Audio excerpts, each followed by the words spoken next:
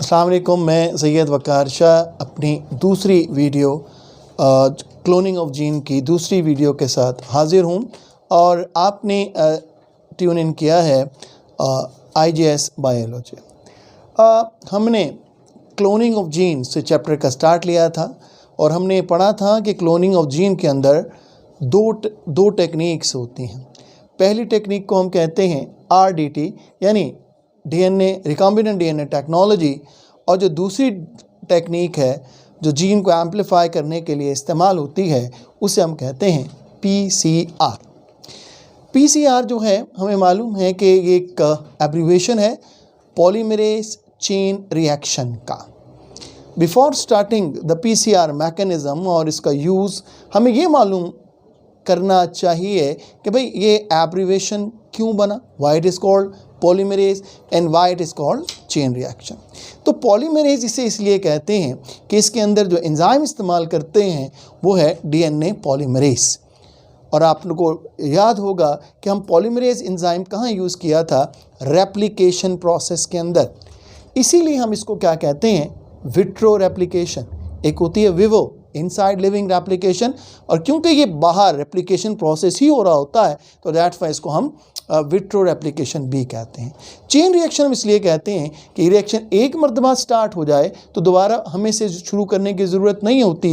ये 1 bye 1 cycles इसके repeat होते चले जाते हैं और इसके अंदर डबलिंग ऑफ जीन होती रहती है और हमारे पास thousands and million of genes आ सकते हैं एक जीन का या एक पीस ऑफ DNA का। तो हम इसे first of all technically define करते हैं। मैंने आपके लिए मुकम्मल नोट्स बना के सामने रखे हुए हैं और ये बहुत ही प्रिसाइज लुक है आपके PCR का और इंशाल्लाह आपको बहुत ही अच्छी समझ आएगी।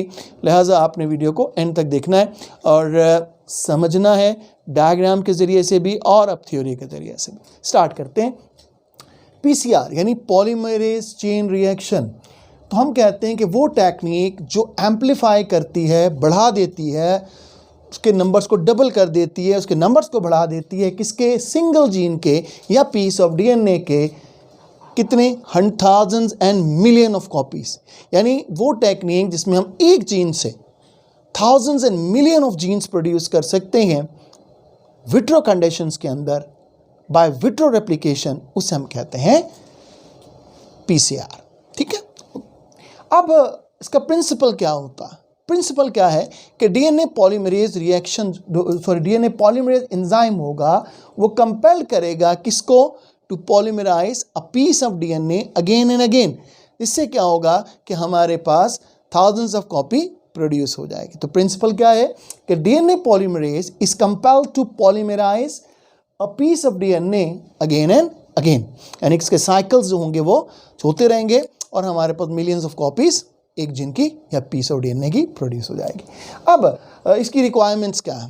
तो पहली रिक्वायरमेंट है इसका एंजाइम के from where we can get DNA polymerase enzyme. तो जो DNA पॉलीमरेज हम इस्तेमाल करते हैं वो है टक पॉलीमरेज। ठीक है, उसको हम टक पॉलीमरेज यूज़ करते हैं। अच्छा, ये टक पॉलीमरेज कहाँ से आता है? तो भाई बैक्टीरिया है जिसका नाम है थर्मस इक्वेंटिकस।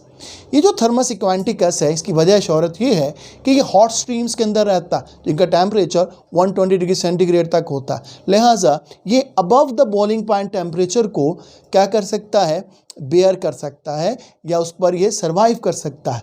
तो यही इसका की पॉइंट है इस एंजाइम का कि हम इसको यूज़ करते हैं जिसमें हमें मैक्स टेम्परेचर 94 चाहिए होता है।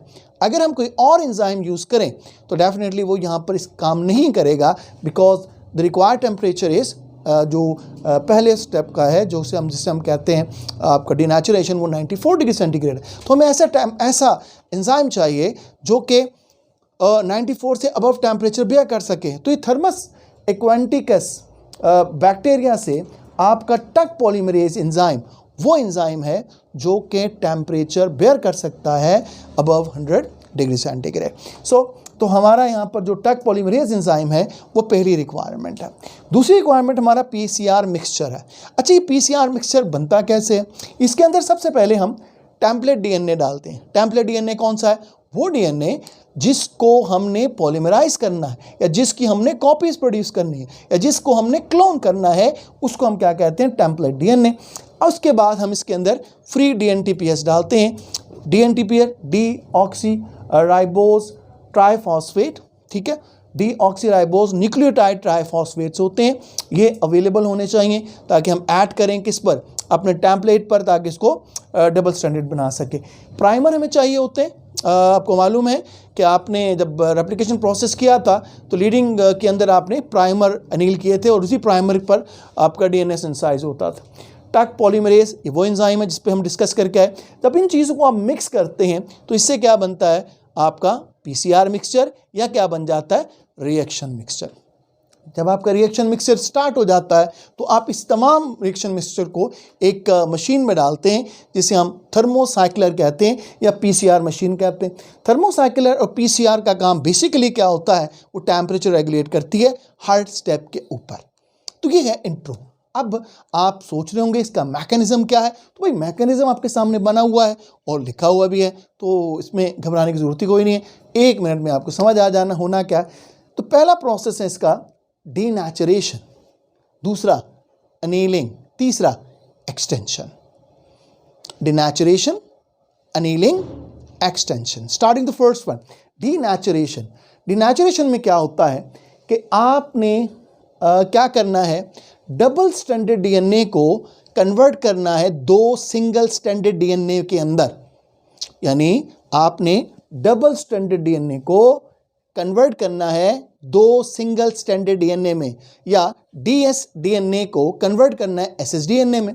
इसके लिए आपको जो टेम्परेचर चाहिए वो है 94 डिग्री सेंटीग्रेड, और जो टाइम रिक्वायर्ड है वो है आपका 1 मिनट।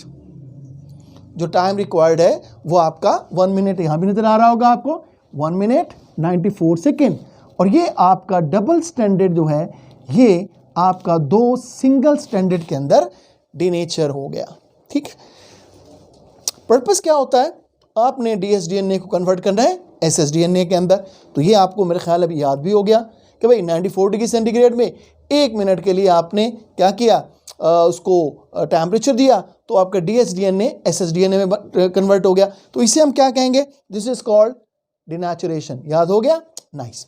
अनीलिंग भी ऐसे ही है। अनीलिंग में क्या करेंगे, हमने 2 प्राइमर लगाने, ये और ये। यानी एक प्राइमर की आपको मालूम है, याद होगा, डायरेक्शन ऑपोजिट होती है। एक फॉरवर्ड बायस्ड होता है और एक रिवर्स बायस्ड होता है। एक फॉरवर्ड डायरेक्शन में चलता है, एक रिवर्स डायरेक्शन में चलता है। एक आप 3 एंड पे लगा देते हो, एक आप ये दोनों आप 3 एंड पे लगाते हो। ये आपके 5 एंड प्राइमर है और आपने इसको अनील कर दिया, जोड़ दिया, किसके साथ, 5 एंड के साथ। जब ये अनीलिंग हो गई 3 एंड के ऊपर, तो this is called as process of annealing. कितना टेम्परेचर चाहिए, अनीलिंग कम टेम्परेचर पर होती है, हाई पे नहीं होती। अनीलिंग के लिए आपको 54 डिग्री सेंटीग्रेड चाहिए होता है। और टेम्परेचर कितना चाहिए, 20 सेकेंड या 2 मिनट चाहिए होते हैं, right. I am converting the minutes into second, that's why time लग गया थोड़ा सा। अच्छा, अब होगा क्या कि आपका जो P1 एंड P2, जो आपका प्राइमर 1 एंड प्राइमर 2 3 एंड पर जाकर अटैच हो गए, अनीलिंग कंप्लीट हो गए। जैसे ही अनीलिंग कंप्लीट हो जाएगी, हमारा नेक्स्ट प्रोसेस स्टार्ट हो जाएगा, एक्सटेंशन। ठीक है भाई, एक्सटेंशन में क्या होगा, कितना टेम्परेचर चाहिए, थोड़ा ज़्यादा, कितना, 72 डिग्री सेंटीग्रेड, टाइम 1 मिनट ही। होगा क्या, आपके जो पॉलीमरेज एंजाइम है वो क्या करेगा, DNTPS पिक करेगा और अटैच करेगा किसके साथ, प्राइमर्स के साथ। ठीक है, कि आपका पॉलीमरेज सिंथेसाइज करेगा new DNA strand along the 3 and. यानी कि आपका जो फॉरवर्ड प्राइमर है वो भी 3 एंड पे नया DNA स्ट्रैंड प्रोड्यूस करेगा, और जो बैकवर्ड है वो भी प्रोड्यूस कर लेगा। यानी P1 भी एक DNA स्ट्रैंड बना लेगा और P2 भी, और आपके पास 2 DNA स्ट्रैंड्स आ जाएंगे। जैसे ही 2 DNA स्ट्रैंड्स आ जाएंगे, आपने कुछ नहीं करना, ये दोनों DNA स्ट्रैंड्स अगेन चले जाएंगे कहाँ पर, डीनेचुरेशन में। अब 2 की जगह 4 आपके पास ssDNA आएंगे। 4 ssDNA के बाद क्या होगा, आपके पास नंबर ऑफ कॉपी कितनी प्रोड्यूस हो जाएंगी, 4। ठीक है, 2 के 4, फिर 4 दोबारा जाएंगे।